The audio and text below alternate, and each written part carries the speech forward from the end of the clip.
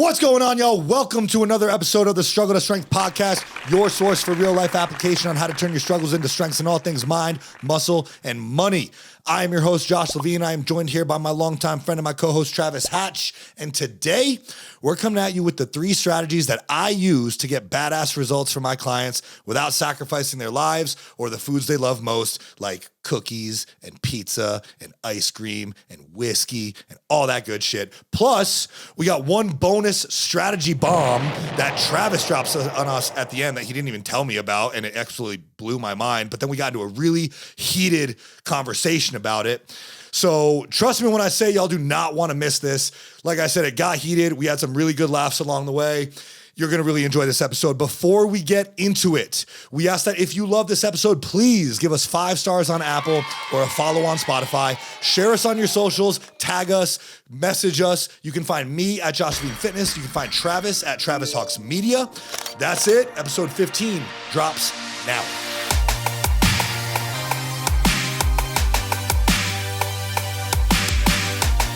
So we're going to teach you the 3 strategies, at least that I use. And these are, obviously I use more than 3 strategies, but these are like the most basic foundational strategies. What you can do tonight. What you can literally do tonight. Like you can decide to do this shit right now and you can start getting better right now. Yeah. So we break them down into 3 categories. We're just going to go through them as we continue through the podcast, and I'm going to elaborate on each of them. The first one, y'all have heard it a lot, but it's just sleep. Y'all aren't sleeping well enough. And if all I can do as your coach is help you sleep better, you're going to feel better. You're going to look better. Honestly, shit, you're going to fuck better. Like you're going to have better hormones. You're going to have better appetite. You're going to have more energy to play with your kids or your dog or your spouse or whatever. You're just going to be a more efficient human being. You're probably going to make more money. For sure. So like pay someone to teach you how to sleep better so you can make more money. So that's something that I think a lot of people don't think about because sleep is just like something that you do. Just do. Yeah, but it's not. But it is. So why is sleep so important and why would someone need to learn how to do it better? Sleep is literally when your body is recovering. You know, like if you're, as far as fitness goes, as far as health and fitness goes, your body doesn't recover when you're in the gym. It recovers when you're resting. And when you're sleeping, your body is in essentially its most anabolic state. That's when it can repair tissue most effectively, much like you've alluded to in previous podcasts. That's when your brain like reorganizes things and thoughts and like puts schedule and structure to your brain. Sleep is one of the most important things. There's a reason that we sleep a third of our lives. Right. But if you're not getting the quality or the quantity of sleep, then you're shooting yourself in the foot. Like that's why you're tired. That's why you have no libido. That's why you can't lose body fat. That's why you can't build muscle. That's why you're never hungry or why you're always hungry. That's why you're cranky. Like it will literally fix almost all of these things. Right. When you're a baby and you don't sleep, what happens? I don't know because I slept for 2 years straight when I was born. We had very interesting first couple years, you and I, based on our conversation. Okay, all right. Yeah. Just sidebar, low key. The doctors said that there might be something wrong with me when I was born. Like I might have like a mental problem or like a disability because I was just sleeping. Like all the time. Like in the hospital when I was born, I just fell asleep and I slept for like months. My dad told me I was a very special boy when I was born. You are a very special boy. Thank you. Your dad was right. That's wild though. But most people as kids, if they don't sleep, they cry. Right. They get cranky and they whine. And like there's a video of a little girl on YouTube and I forget what it is, but it was hysterical. It's some meme. She's like crying and her mom's like, "What's wrong?" She's like, "I think I need a nap." Yeah. You're like, "Yeah, I think you need a nap." Like, yeah. Dude, we like forgot how to do that as adults. And yeah, we get busy, but we have to be able to optimize our sleep. And so some of y'all aren't sleeping well enough or long enough. And so long enough, that's one thing. It comes down to routine. Like, how are we going to optimize your sleep? There are a number of things that we need to do. The first thing is to establish a solid morning and nighttime routine, right? The body loves routine. Give your body routine. So wake up in the morning, have a same morning routine that you do every day. I wake up 2 hours before I have to leave the house because there are very specific things that I like to do that gets me ready for the day so I can have a productive day. Same thing happens when I go to bed at night. I have a nighttime routine that gets my body ready to calm down so that I can prepare for sleep. Much like you would get ready for a workout to get your body in the zone that, okay, we're about to work. Do things for your body to get it ready for your day, for your meals, for your sleep, for everything that you do. The better your routine is, the better your results are going to be, the better you're going to feel. So do you have a morning routine or a nighttime routine? You have a morning routine. I know that you used to like go for walks and shit. I do. Yeah. It's definitely, it's a constantly evolving thing and a constant battle of like making it work. 'Cause I have such a always changing schedule. Yep. Just the nature of my life and what I do professionally. But I do have like, have like a routine. And it doesn't have to be long. Like, quite honestly, my nighttime routine is not as elaborate as my morning routine because I eat pretty late. I also have a pretty wild schedule that can be all over the place. But like, honestly, even just brushing your teeth, reading a book, breathing for 5 minutes, like it doesn't have to take a long time, but do similar things every night before you go to bed. And that's going to get your body ready. Like, okay, yeah, he's doing the thing. We're about to sleep. Yeah. Yeah. Yeah. I mean, my like what I do, my routine that I do strictly is I have a very specific time every night that I stop working. Yep. So I have a hard shut off, even if I were working and you always run into this with people in the workplace, especially if you work for a smaller company, they're going to be like, some nights you have to work late. No, you don't. Okay. No, you don't. And that's just a fact. You don't. Okay. You don't have to. You don't have to. And you could argue like, well, I do a sales job and like sometimes I have to stay up late to close deals. No, you don't. Like, at what point are you harming your like, okay, maybe you make that sale and the company gets 0.00001% further. You get pat on the back. You get basically no recognition. It basically has no effect on your life, but over long term, it becoming a habit, it's going to affect you when you're older. Mm-hmm. It's going to hurt you when you're older. It's probably going to shorten your life. So for me personally, I just have a hard shut off. It's like, that's healthy. By 8 PM, there's no way I'm just not doing anything. Yeah. I don't care how important it is, honestly. Yep. So that's healthy.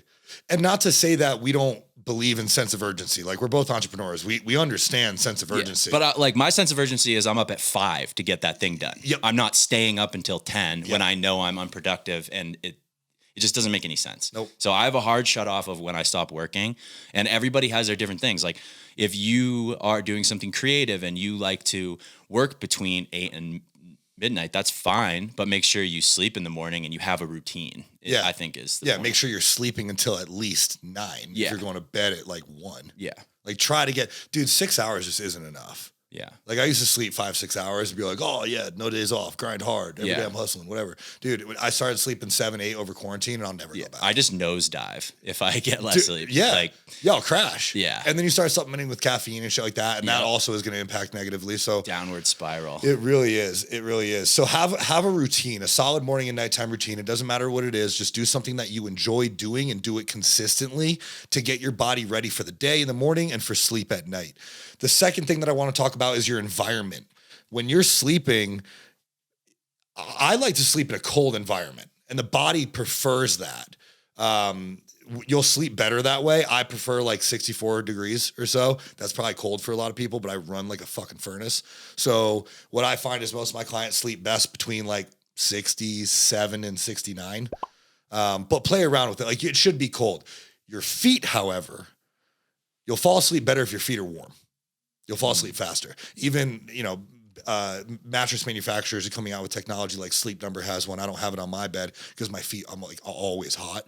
That will literally just warm your feet.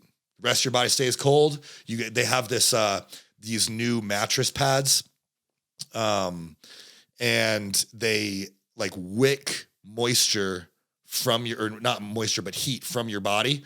and like disperse it into coolness underneath. But then your feet, they warm. And it sounds amazing. And I want one. But yeah, warm feet, cold environment. A lot of times, especially here in Colorado, you've known this, and you actually turned me on to this a way back, is in Colorado, the air is really dry. And so a lot of people will complain during the drier months that, they wake up with a dry, scratchy throat or something like that. So what I do, and what you helped me figure out, was we got humidifiers, and we keep the room at like 40% humidity, because in Colorado, it'll be like 25 and you're like basically breathing cardboard. Yeah. But like 40% humidity is great with a blue light strip, not a blue light strip, a breathe right strip. Mm-hmm. I sleep like a baby. Yeah. Yep. And then as far as the rest of environment goes, complete darkness. I got blackout shades, no light in the room, complete and utter darkness, because we know at this point, most light is that, especially that has blue light in it. Blue light triggers a cortisol response. That wakes you up in the morning. That's why when the sunlight hits your skin in the morning, you wake up. So if we limit light in the room, as well as screens, like don't fall asleep with the TV on. Yeah. Don't watch, be on your phone right up until you go to bed or in bed. That is emitting a cortisol response. If you're going to be on your screen, or you have to be on your screen, wear blue light blockers, because that emits a cortisol response. Cortisol wakes you up. That means that melatonin, which is inversely related to cortisol, is not going to be able to rise. If cortisol's up, melatonin's down. We want melatonin up and cortisol down when we're going to bed. So no screens, no light, don't sleep with TV on. Try to eliminate screens within a couple hours before bed. If you can't, use blue blockers. That alone is going to help your sleep. Next, we have sounds. Block out annoying sounds. If you live in a city, obviously it's kind of hard to block out annoying sounds. I personally, I know I snore a little bit. So, my partners have worn earplugs or some shit, and I feel really bad about it, but it's just the way it is. What I do. Jordan wears earplugs and I don't snore. And you don't snore? Yeah, she just wears earplugs. Yeah, well, she started doing that when y'all were traveling, right? She's done it forever. Really? Yeah, she just likes to be in complete and total a cocoon. Darkness. Yeah. A cocoon of sound and space. Yeah. And light. Yeah. I like that. I'm I need to be able to wake up in a second's notice if there's an intruder. That's what is always going through my head. So it's hard for me to rock the Same. I'm like, what if someone tries to break in? Yeah. I need to be ready to go like Rambo. Yeah, I can't have to take my earbuds out. Yeah, exactly. Do you sleep with your hands taped too? Yeah, I sleep with a knife in my hand. So yeah, I mean, I don't really love sleeping with earbuds, but what I do is I listen to sleep meditations, especially if it's either loud or if I'm having trouble falling asleep. I like the Slumber app, the Calm app, and then on Apple Podcasts is one called Get Sleepy, and it's just sleep stories. And this guy like Thomas Jones, or I think his name's like Casey Kelman or something. They're basically people with very relaxing voices just telling you stories. Yeah. And they have sleep meditations in the beginning, and then it'll be a sleep story. Other things, white noise, any sort of soothing sound maker, whatever it is, something that's going to give you like a relaxing sound, not listening to like the street noise. Yeah. I do box fan. I have a box fan. Yeah, fans are great too. And so go into the room, get I turn the fan on I don't know, whatever, 20, 30 minutes before we go to sleep. And then I start brushing my teeth and stuff. And that white noise, I start to get into a very relaxed rhythm. Cause I'm like, oh, it's it's all part of the routine. It's the sleeping aspect. And then I definitely try to limit the amount that I'm on my phone, if at all. Yep. But the box fan, I don't do earplugs. Jordan does earplugs, which works really well for her. But I don't. But the white noise is crucial for me. I agree with that. I like the fan. It's really hard for me to sleep without a fan, actually. Now. Yeah. Plus, it also makes it colder. Yep. Which I need. So I'm a freaking furnace.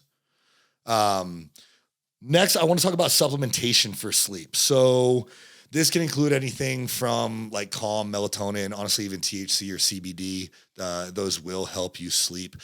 The key here is with all supplementation is any sort of supplementation is a tool. It's not something that we want to rely on. Right. So if you're taking melatonin to help increase melatonin, and you're probably doing that because you're a stress ball and cortisol's too high, because you're always stressed out.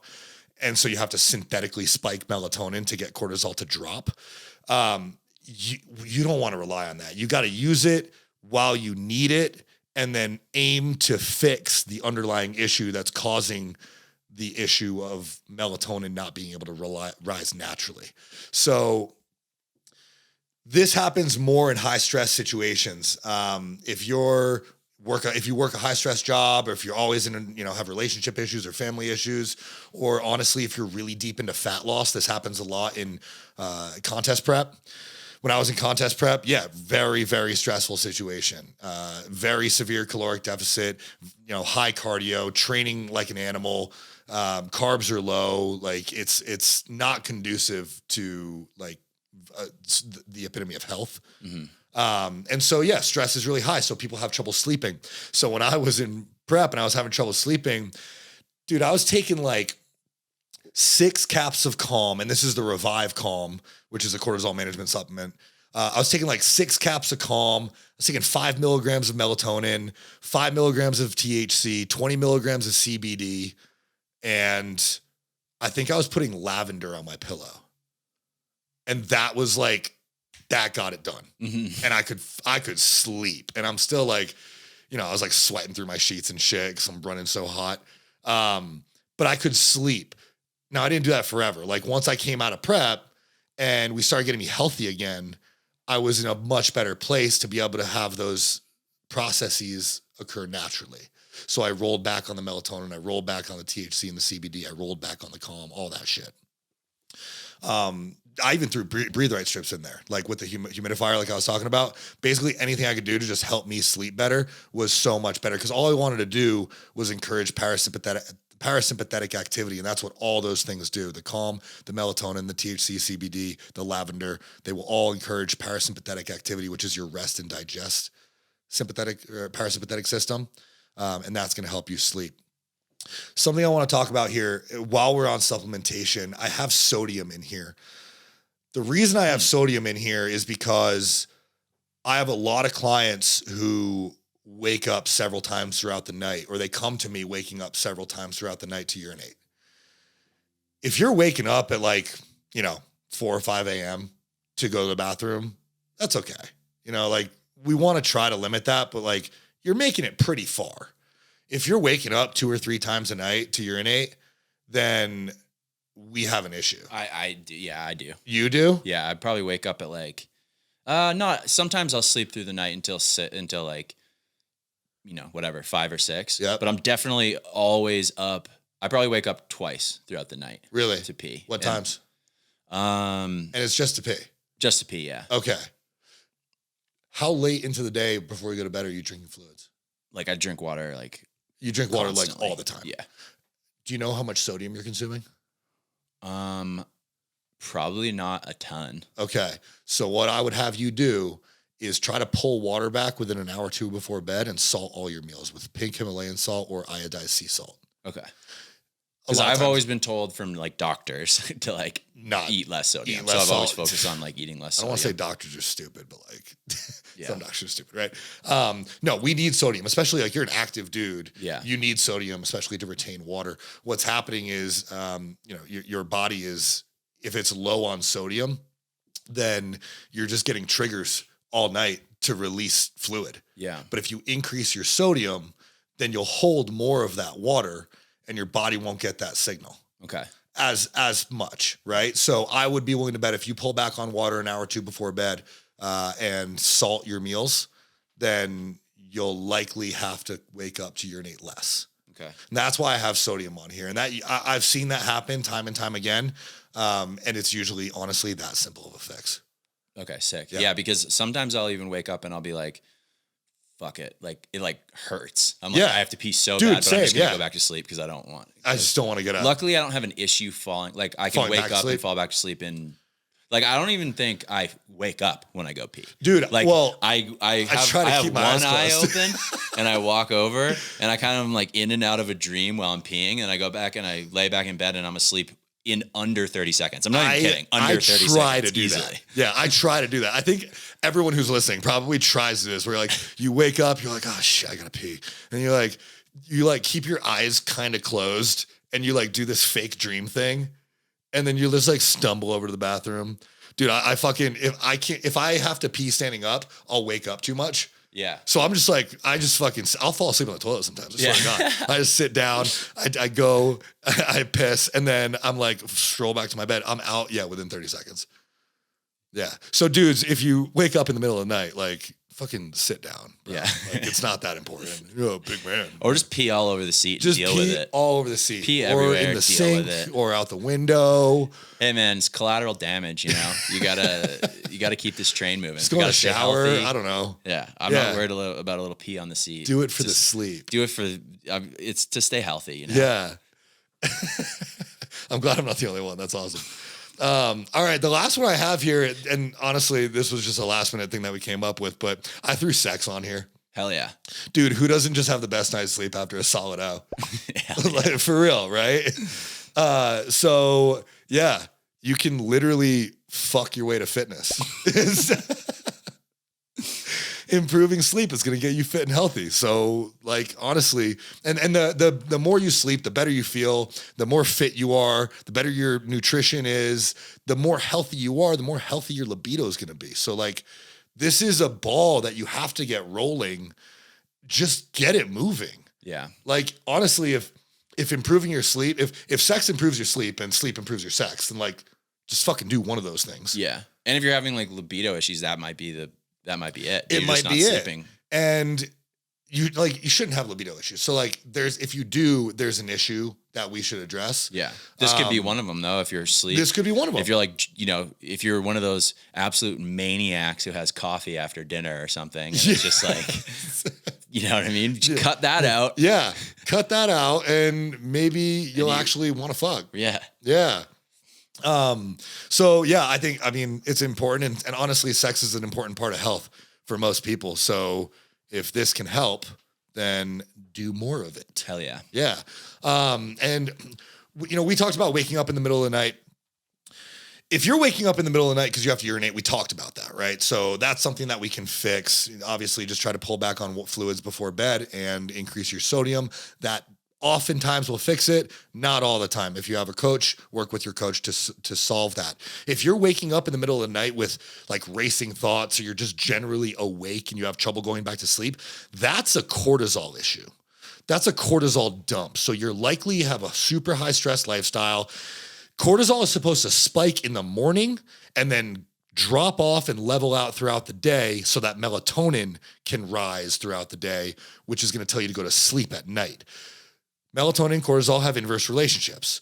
If you're a super high stress person or have a super high stress job, or like I said, you're deep in prep or a fat loss phase, you may wake up in the middle of the night with either racing thoughts or just be generally awake. That's a cortisol dump. That means that your cortisol spike is coming at the wrong time.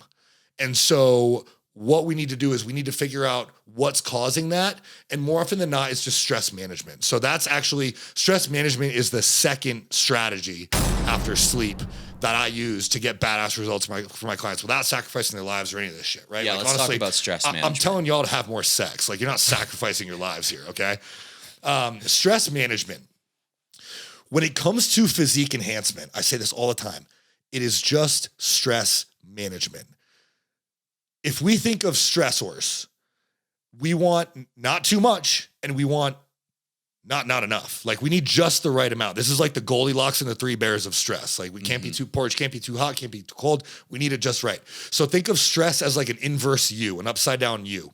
On one end of that inverse U is too much stress. That's like, you got a crazy job, you're in an argument with your spouse, like you got family issues, you're working out 6 days a week, you're doing cardio 5 days a week, you're in a calorie deficit, you're barely eating, you probably drink a lot. Like, that is all a lot of stress, because stress isn't just like the perceived stress that we're thinking of it as. It's not just, oh, I feel stressed and overwhelmed today. Like, that's you feeling overwhelmed. Yes, that's stressful. That's anxiety. That is a stress. But stress is also training too much. It's not eating enough. It's not sleeping well. It's having poor digestion. It's under recovering. It's all of these things. So if you have too much stress, your body can't recover. It can't focus. It can't grow. It can't it can't put into place the normal processes that has to happen in order for you to actually progress. So yeah, I think that's an important distinction because that's something I didn't really realize didn't know until recently. But your stress isn't just internal; it's external as well. It is systemic and perceived. So perceived stress being like I feel stressed.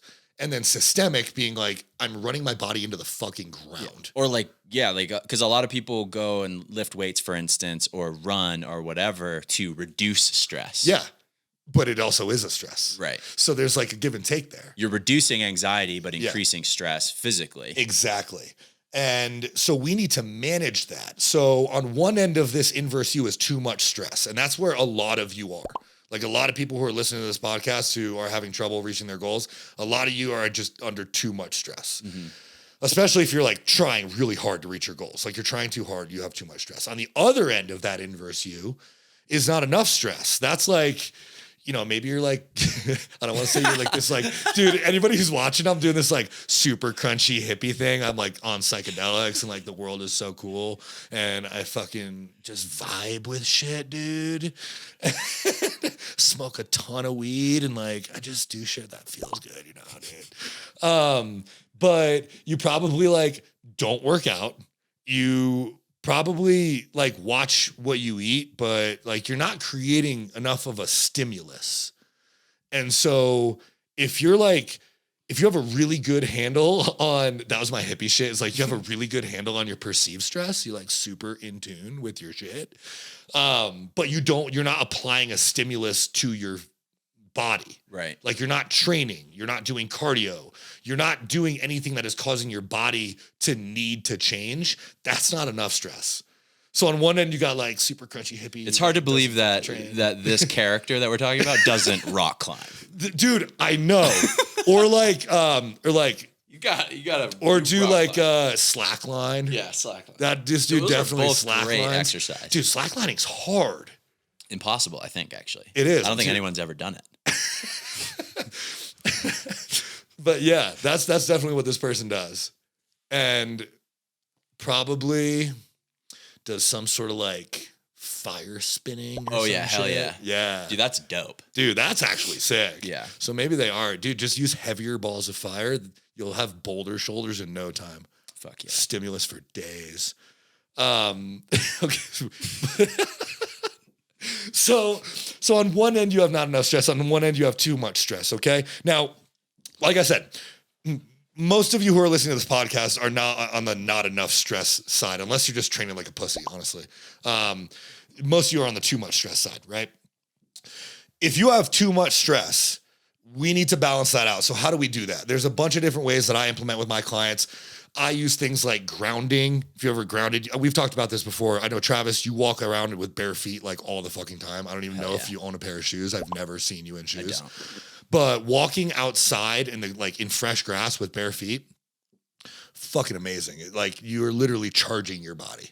And that sounds super crunchy hippie, but it feels so good. So grounding, meditation, if you've never actually, meditated, then I prefer guided meditations because my brain in like a silent, empty space is like a dangerous place for me to be sometimes. And I'm just like, I'm not that good at meditating yet. So oftentimes I need some sort of guided meditation. And then I'll use an app like the Calm app or something. And I'll just like sit and listen to a meditation. I also find that my training is very meditative. Yeah. And I was talking about this with some clients today. When I'm training, when I'm in the middle of a set, like, dude, I don't see anything. I black out. There is no, like, I train and I rep until the only thing I can see is like darkness and stars. And the only thing I hear is the beating of my own heart. And there's nothing else. So it's like the most meditative experience for me. Snowboarding too. Yeah. Super meditative for me. Breathing exercises are a great thing to include here. Honestly, box breathing is super helpful. 4 seconds in, 4 seconds hold, 4 seconds out is super, super helpful. Journaling is another thing that I use with my clients. I can't personally, I'm not good enough at journaling to like just free write. So again, I need prompts, much like my meditation. And I don't think that's a bad thing at all. Some people can free write and journal. Some people need prompts and like A journal that actually gives you things to write about, like asks you questions, like a therapist would.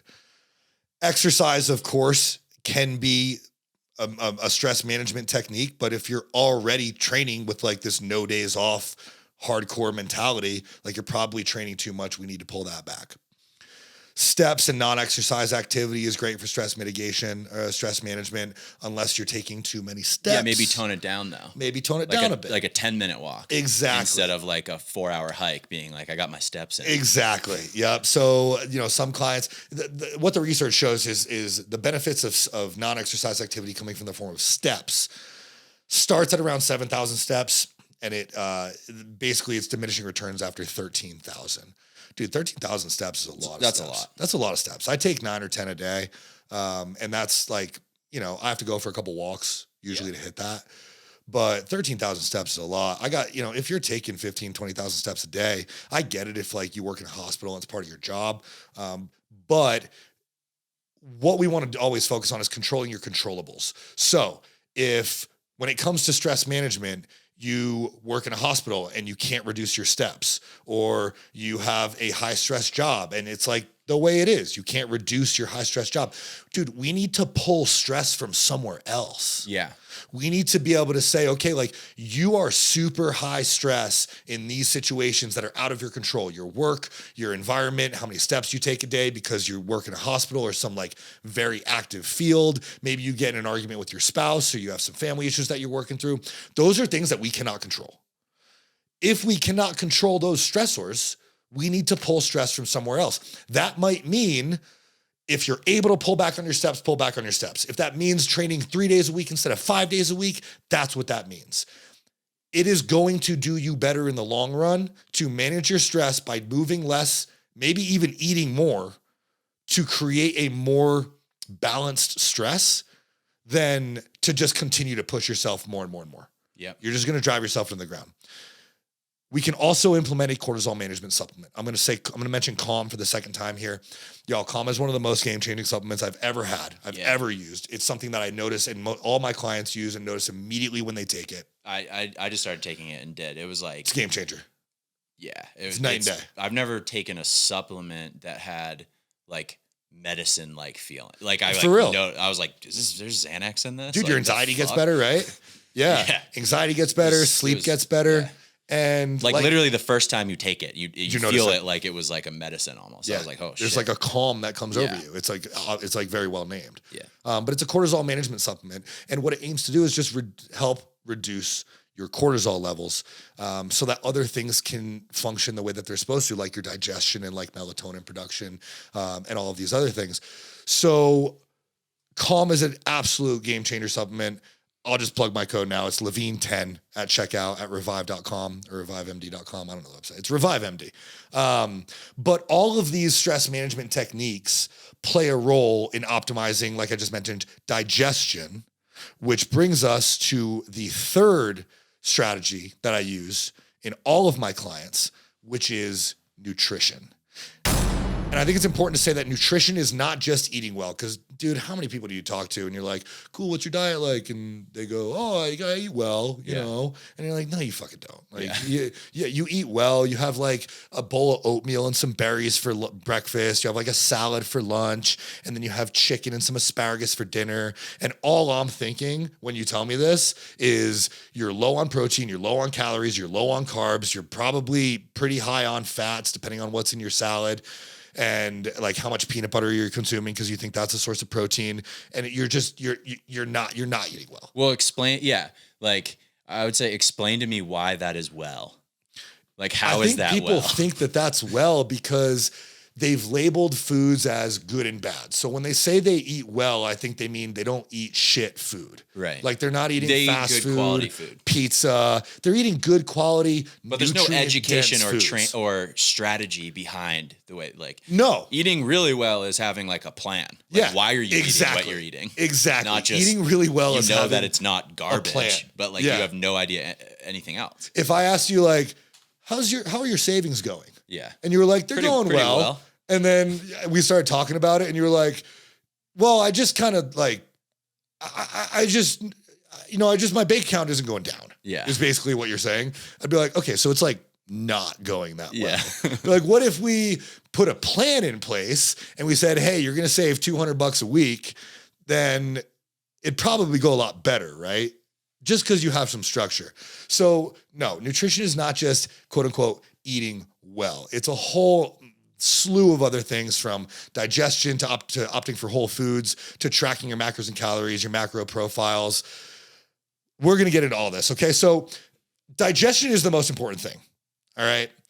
The amount of clients that I have that come to me and we ask about digestion, because it's one of the most important things that I track in my clients, is I want to optimize your digestion. If you're not digesting your food well, your nutrient partitioning is off. You're literally not using most of what you're putting in your body. Yeah. You're basically like filling up your car with diesel fuel when Right. it doesn't take diesel fuel. Right. It's like, it doesn't work.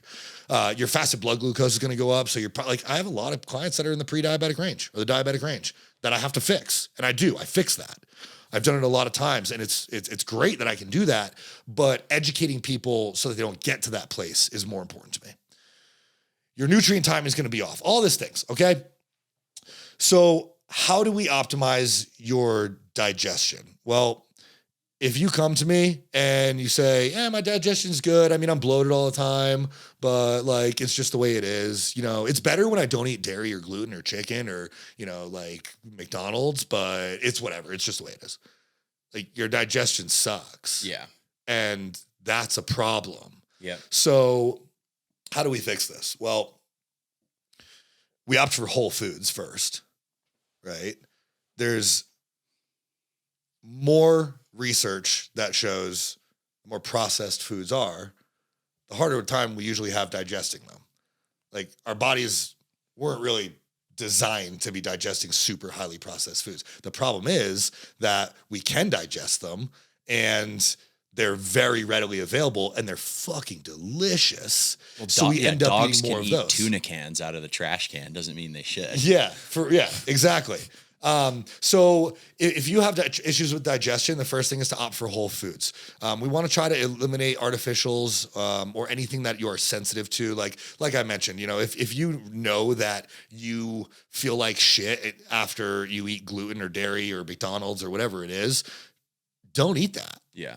Like, I will never tell a client not to eat something. Like pasta. That's a great example. Because people load up on pasta. Well, a lot of people feel awful after eating pasta.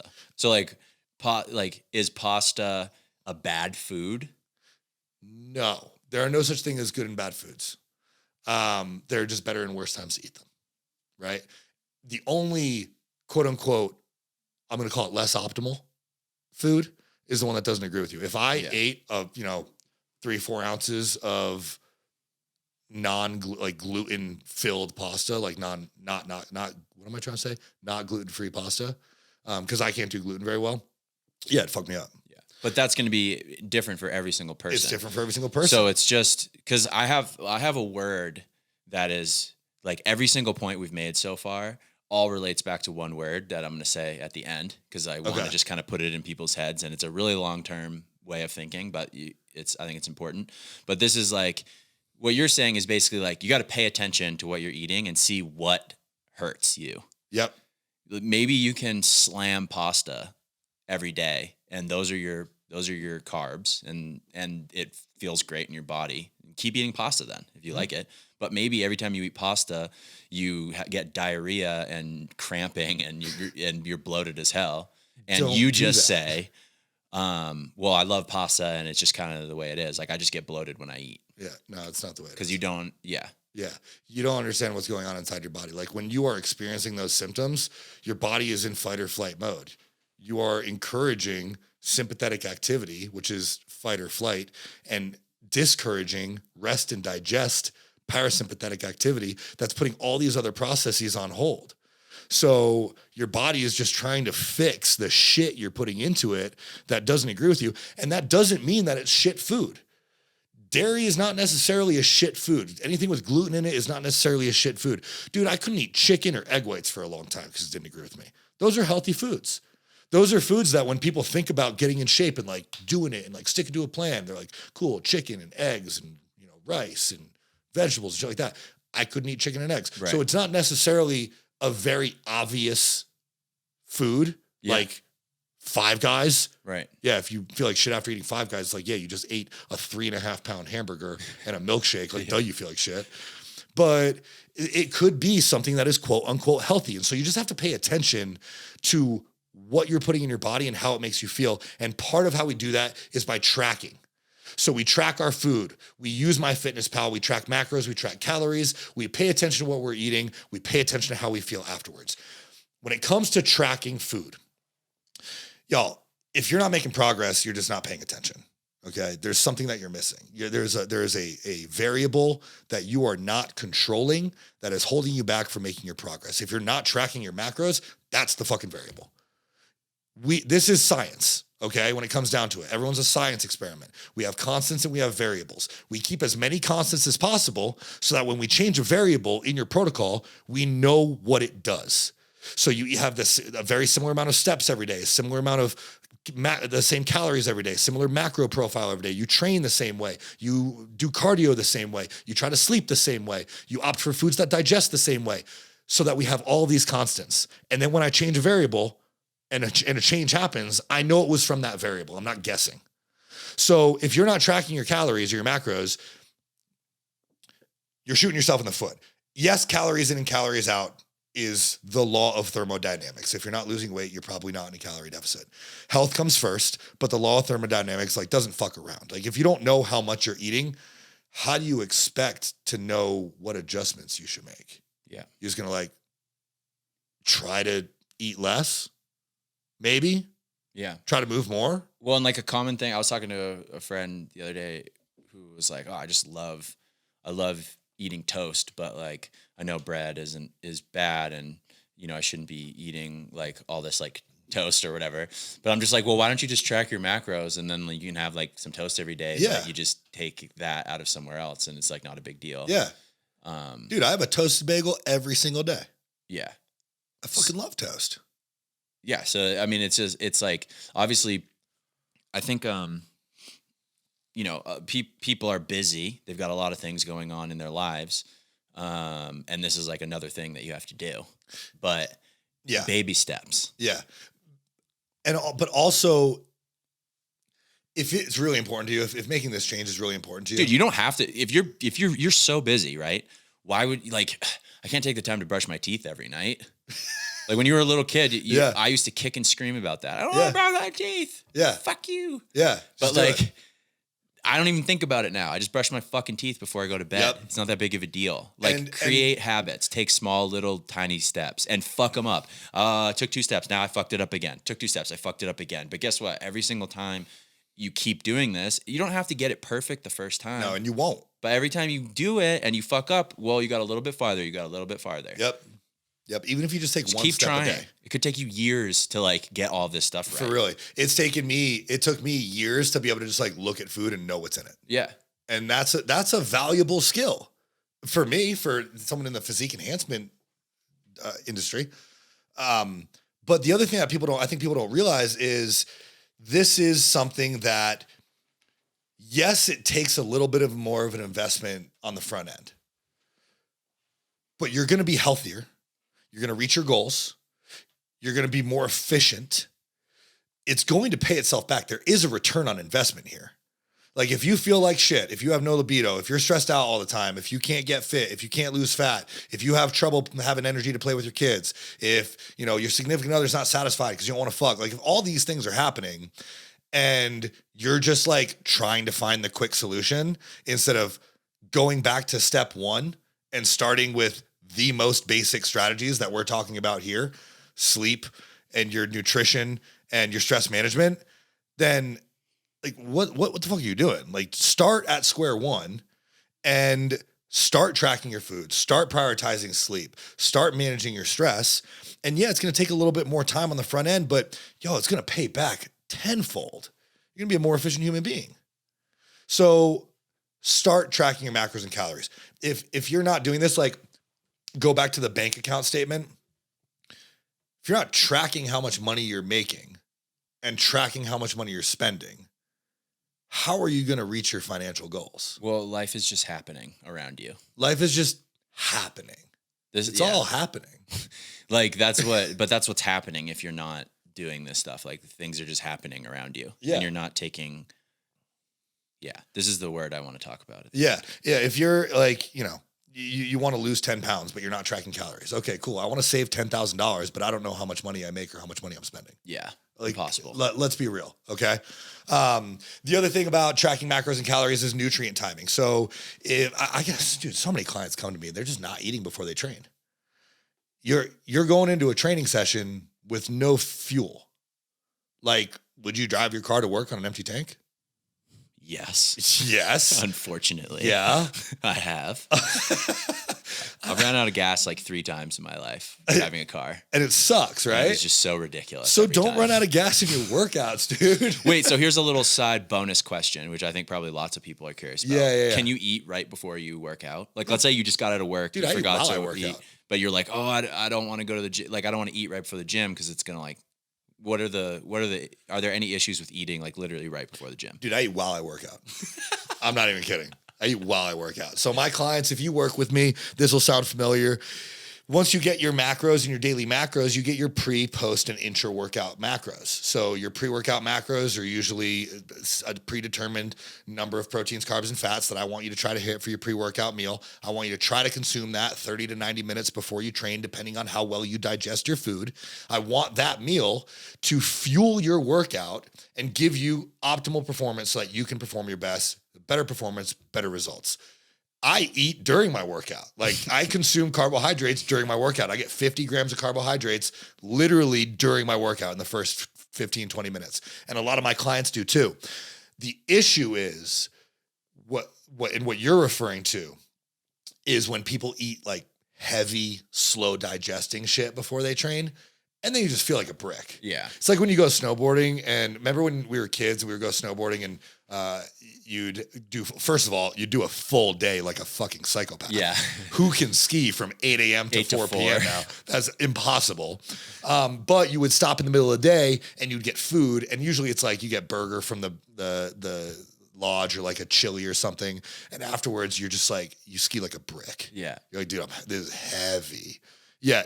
Don't eat a burger or chili before you're going to go like lift weights. Yeah. Instead, you want to eat something that's like very fast digest. So if you're someone who wakes up first thing in the morning and, you wake up at 5, you're in the gym by 5:30, that's not that much time. So in a situation like that, what I would suggest is at least consume some fast digesting carbohydrates and some protein. Like if you can have some fruit on the way to the gym and a protein shake, or even like some 100% fruit juice and a protein shake, and then have your intra-workout carbohydrates, which is either 100% fruit juice, something liquid digests really fast and easy. That's going to be way more beneficial than just being like, I don't like eating before I train. Right. That's like not putting fuel in your car and then driving it. Yeah. So something that's easy to digest. I like the cyclic dextrin, which is the raw nutrition intra-workout carbohydrate powder. It's got 25 grams of carbs and 2 scoops. So I do 2 scoops of that and like a third a cup of Gatorade. No, eighth cup of Gatorade, I think. The powder, and that gives me 50 grams of carbs. And the power of like a good pre-workout meal and intra-workout carbs will take your workouts to the next level. No questions asked. Yeah. No, and you don't need stimulant. And you don't need, dude, I don't do stimulants anymore. Yeah. No stimulant pre-workout drinks. I use the Raw Pump and the Pump 2. There's no caffeine in it, no stimulants. It just gives me what I want. And it doesn't like give me a heart attack. Yeah. Or an anxiety attack. I already get anxiety attacks when I train. Like I don't need more. Yeah. I don't like feeling shaky, like getting heart palpitations. No. Now we also talked really quickly here about macro profiles. So I was giving you pre and post workout meals. If you're tracking your food, tracking calories is one thing, right? So calories in, calories out. But if you're not paying attention to how many grams of proteins, carbs, and fats you're consuming, then you're also shooting yourself in the foot, right? Protein is the building block of muscle. It is literally like the most important thing that you will consume to get you the physique that you want. Now, I've got a bunch of things here that you're probably not doing or that you are doing. Number one is you're probably under eating protein. Number 2 is you're probably under eating protein. Mm-hmm. And I put that in there twice because What's number 3? you're probably under eating protein. Yo, gram per pound minimum. All right. If you come to me and you weigh 140 pounds and you're eating 70, 80 grams of protein, not going to fly. If you're eating 100 grams of protein, not going to fly. If you're a 200 pound dude and you're eating 130 grams of protein, not going to fly. 1 gram per pound minimum. And that's usually of lean body mass. Unless you're obese, then we would go lean body mass and adjust for your goal weight. But the body can handle way more protein than you've been told. Like, it's not going to burn out your kidneys. You're drinking plenty of water. People talk about anything beyond 1 gram per pound is diminishing returns. I'm like, fucking give me those returns. Yeah. I don't care if they're diminishing. I eat 350 grams of protein a day right now. I digest it just fine, and I'm growing like a weed. I feel great. So you're probably under eating protein, number 4. Another one is you're probably afraid of carbs. So in the example that I gave earlier of, a day of eating of a client who maybe has come to me, not a lot of carbohydrates. Too many people have been told that, carbs make you fat, and Atkins and keto and all this bullshit. Carbs don't make you fat. Carbs are the body's preferred source of energy. And we want to prioritize performance, and carbs will help improve performance. So even in your calorie deficit, even in your fat loss phase, I'm going to try to keep your carbs as high as I can. And I'm going to prioritize your carbohydrates around your workout, because that's when you're going to use them for energy and for recovery. Okay. The next one, and I don't know what number we're on at this point, but you're just not fucking eating enough. Like, I did a post earlier about you're not gaining weight, or you're not building muscle because you're not eating enough, and you're fat because you're not eating enough. Like, both of these things apply. You're not eating enough. And that goes back to stress management and your downregulated metabolism and a whole bunch of other shit like that we'll get into on a different podcast. The next one is maybe you're eating enough, but you're just eating like an asshole. You're eating shit food. It doesn't agree with you. Going back to our digestion talk, you just think that you're bloated all the time and that's the way it is. Maybe you're falling victim to fad diets. Maybe you're eliminating carbs. You're intermittent fasting. You think this sweet sweat fit tea bullshit is going to be the answer to your problems. Like, look, y'all, this shit is not supposed to be that easy. Yeah. You can't just wrap fucking saran wrap around your torso and expect that you're going to lose weight. That being said, at the same time, a lot of you are overcomplicating it. A lot of you are thinking you're not losing weight because of some shit like sulfates or polysaturated fats or like whatever. Like, you have some weird thing that you think you're consuming that's keeping you from losing weight. You're just not managing your stress. You're not sleeping. You're not prioritizing your nutrition properly. It's not because of that one stupid thing.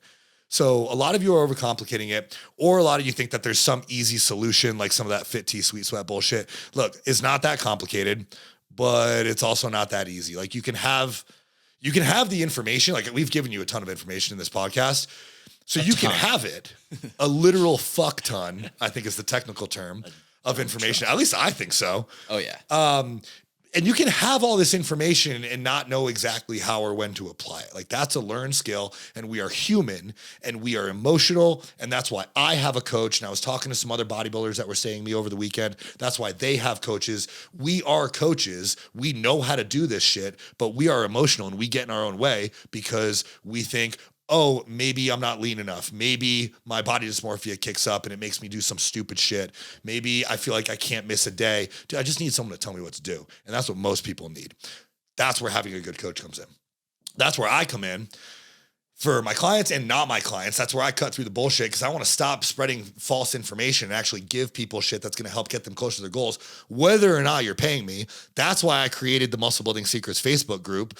That's why I have the Muscle Building Nutrition Strategies. I'm giving all this shit away for free. So if y'all are listening to this and you're not in the Muscle Building Secrets group on Facebook, go search for it now. It's Muscle Building Secrets. You can go to my Instagram profile at Josh Levine Fitness, and it's in the link in my bio, or you can just shoot me a message. I'll send you the link or an invite to join.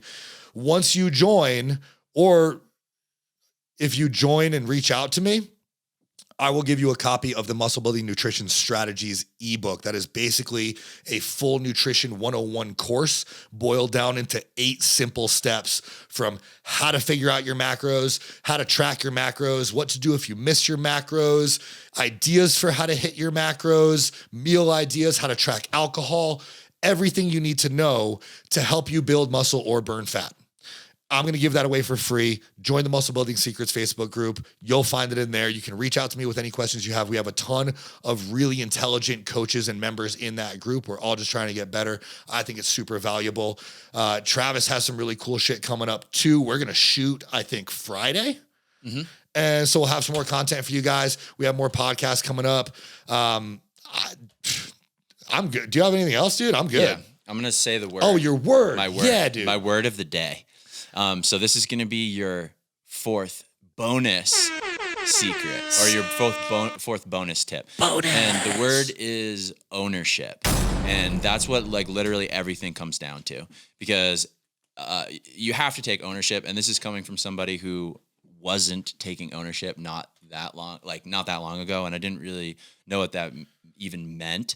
And I'm not even going to get into that right now. That's something I'm probably going to talk about throughout the podcast, but it's just a word that I want to like sink into your head and just start thinking about that, because you don't have to start doing all of the stuff that we talked about today. And you don't have to start like making all of these improvements today.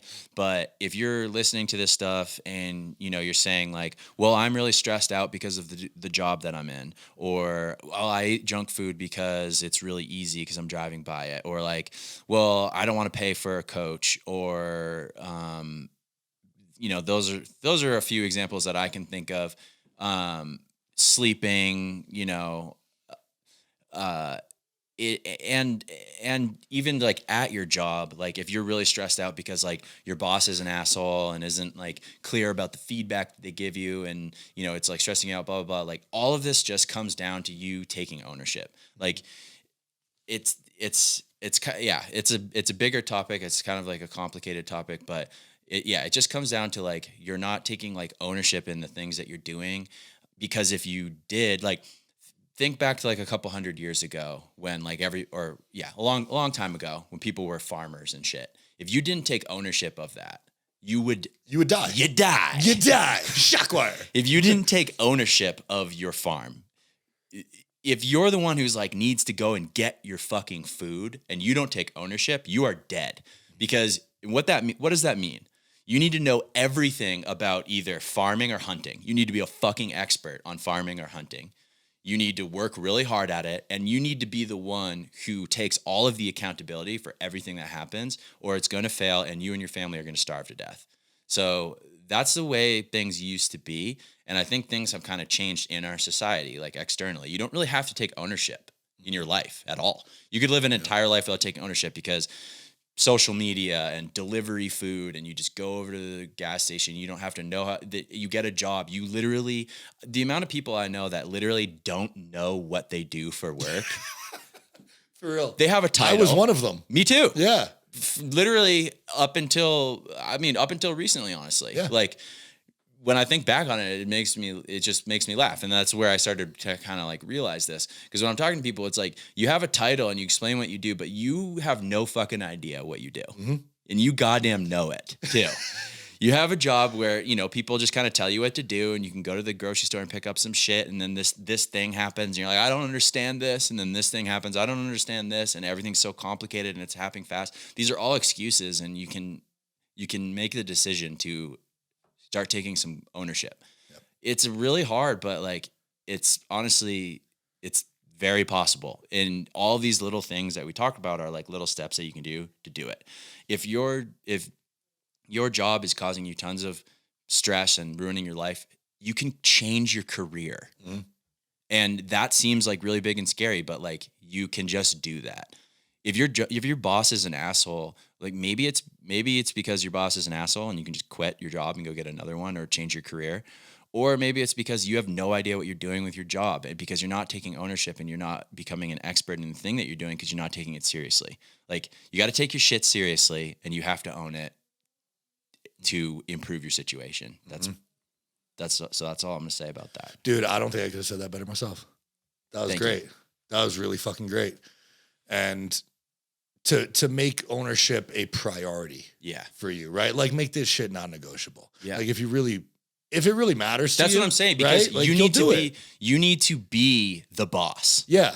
No matter what. If you are just a marketing assistant at a company, who fucking cares? You are your boss. Yeah. Your boss isn't your boss. What the fuck are you even talking about? You need to be the boss. You of are your your fucking life. boss. You need to be the boss of your own life. And when you start thinking in that mentality, you realize that like being told to like stay up late to do a project or whatever, it doesn't matter. Like, nope, I am the boss of my situation. And whatever your career is or something, those are just details that come in and out and change. And so I just think like the way I think about it is a lot of these things that are like uncontrollables are not uncontrollable. You're just not at the point yet, at the level yet where you understand that you can be the boss and be in control of everything. Yep. You don't have to if you're in like a toxic relationship, you don't have to let people tell you what to do. Like you just don't. You can literally be in charge. Yep. And I think most people just aren't, especially like of like the younger generation. They still think like mom and dad know what to do. No, they fucking don't. Okay. Dude, honestly, your boss doesn't know. Your bosses doesn't know what to do. Your mom and dad don't know what to do. The president doesn't know what to do. Nobody does. Like they're just taking ownership to an extent. And you can do that too. Dude, honestly, I think I noticed this, and I don't know if you did too, but I became way more that way. And I started taking way more ownership and started being a fucking boss way more when I stopped being an employee. Yeah, same, 100%. Like I was just an employee. Like I was looking for people to tell me what to do. Yeah. Because that was my job. I was like, okay, you're my boss. Tell me what to do. Yeah. And my whole life was like, if you start doing this, by the way, you probably won't be an employee very long because you're going to get promoted to manager. Yeah, because that's all your manager. That's all your CEO is looking for. Yeah. Is looking for a fucking homie that can take ownership. And if you have that, dude, it's all just perception. You could be you with the same knowledge that you have right now, the same experience. But if you go into work and act like you're the fucking boss, people will eventually make you the boss. Yeah. You have to actually believe it and not just be like a little shithead. Like a lot of people like act like they know way more than they do. That's not what I'm talking about. No. That's but if you put off that air of like, I am in charge, like everything's going to start working out for you better. Like, and I guarantee you're going to get those promotions because that's what they're looking for. Like in a corporation, they're looking for someone who can take ownership. They don't want to fucking, they can't just tell you what you have to go. You have to take that responsibility away from the executives. You're never going to become a manager if you can't take their responsibility from them. And the way you take their responsibility from them is by being in charge. That's what they want. I'm glad you mentioned that too, because I think too many people, they listen to our podcast. We're entrepreneurial. I think too many people fall victim to, being an employee and thinking that they can't think like this. That's you're part of an organization. Yeah. You're part of an organization that started as an entrepreneurial adventure. Yeah. You like think like a fucking everyone at the top think is an like entrepreneur. A boss. They're all entrepreneurs. And they're looking for people to relate to. They want people who think like them. Yeah. You can be an employee and still be a fucking boss. Exactly. Yeah. You could be a fucking janitor and be a boss, dude. It's just all like a mindset. You have to be in charge of your situation. Yeah. And I think like, a lot of people just fall victim of this. Like it's, you'll see people who were born into like really rough situations, and like the only way out of there is to start doing this, is to start taking ownership. No one's coming for you. There is no Liam Neeson who's going to come into your life and save you. You are Liam Neeson. You are unfortunately, Liam Neeson. Whether you like it or not, you be Liam Neeson's. Liam Neeson's? And you have to fucking start acting like that. I'm serious. Dude, this is a very serious thing. It is. I fucking love it. I love that we ended on this too. I think we should probably just put this in the beginning. Yeah. Right. No, I love that. I love the way you said that. And I love how that ties up everything that we've talked about today. Like, everything that we've mentioned is a tool, and you can fucking do it. Yeah. If you decide to, and just take ownership of your own shit. Yeah. And yes, it is a lot and it is overwhelming, but if you're in charge, guess what you get to do?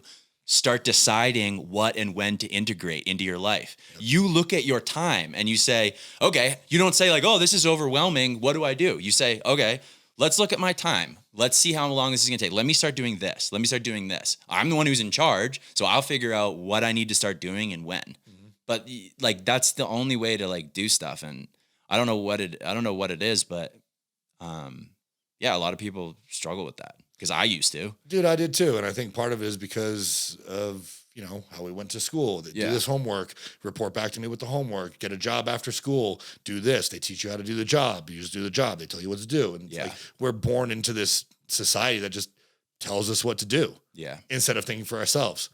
Hippocampus shit, right? Yeah. Start thinking for yourself. Start thinking for yourself. Start doing shit for yourself. Start doing boss shit because you can and you should, and it's going to get you to where you want to be in your personal life, in your fitness, in fucking every part of your life. This is your life. Yeah. Fucking live it. Yep. Be a boss. I love that shit. I love that. Let's drop it on that one. I don't even know what fucking episode this is, but thanks for tuning in, y'all. It doesn't matter anymore. It's probably the last one we'll ever do. Yeah. Fuck it, man. Thank y'all for tuning in to another episode of the Struggle to Strength podcast. Go do some boss shit. Be a boss. Take control of your life. We'll see y'all next week. If you don't want this to be the last episode, share it with your friends. Yeah, there you go. Get more people to listen to it. Share some boss shit with your friends and tag a fucking If boss. our views go down, we're ending the podcast. That's it.